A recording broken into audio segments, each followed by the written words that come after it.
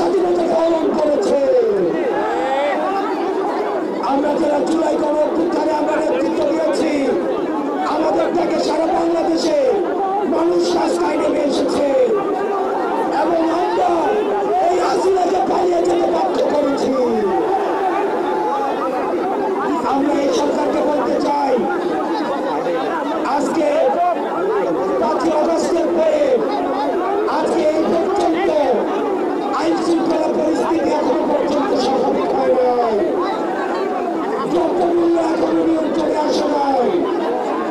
আপনি যদি মনে করেন, বারবার বলতে থাকেন সিন্ডিকেট এক হাত থেকে আরেক হাতে গিয়েছে, তাহলে আপনার কাজটা কি?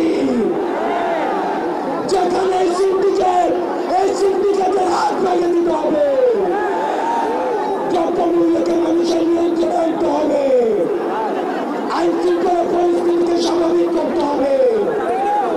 কোন বিপ্লবীর গায়ে কোন বিপ্লবীর যদি আক্রমণ করা হয়, এই সরকারকে তার দায়ভার নিতে হবে। আজকে এতদিন হয়ে গিয়েছে, আপনারা জানেন আমরা এখন পর্যন্ত বিচার বহির্ভূত যে হত্যাকাণ্ডগুলো হয়েছে, এই হত্যাকাণ্ডের বিচার নিশ্চিত করতে পারি না।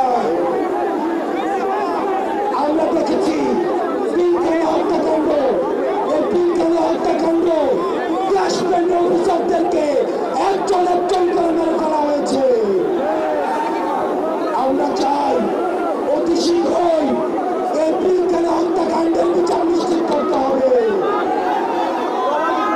আমরা স্বপ্ন ঘটনাকে ভুলে যাই নাই। আমরা দেখেছি স্বপ্নতে রাতের অন্ধকারে লাইট নিভিয়ে আলেমুল আমাদেরকে মেরে ফেলা হয়েছে। আলেমুল আমাদের বিচার নিশ্চিত, আলেমুল আমাদের থেকে হত্যাকাণ্ড করা হয়েছে, সেগুলোর বিচার নিশ্চিত করতে হবে। গত 16 বছর ধরে আওয়ামী লীগের নির্যাতন, নিপীড়ন, অত্যাচার খুন করেছে, সেগুলোর বিচার করতে হবে। 5ই আগস্ট পরবর্তী বাংলাদেশে আমাদের আর কোন শত্রু নাই, আমাদের একমাত্র শত্রু এই আওয়ামী লীগ। আওয়ামী লীগের বিরুদ্ধে আমাদের ফেসিবাদী প্রতিবাদী কোন রাজনৈতিক শক্তি আছে, আমাদের সংগ্রাম অব্যাহত থাকবে।